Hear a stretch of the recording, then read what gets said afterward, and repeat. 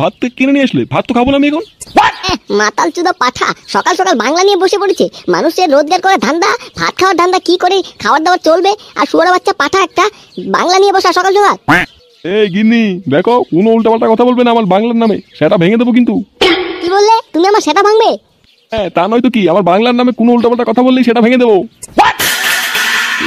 উড়ি উড়ি উড়ি বলছি গিন্নি, ভাতে তাড়াতাড়ি আমার মুখে চুড়ে মারছিস কালকে ছেলে।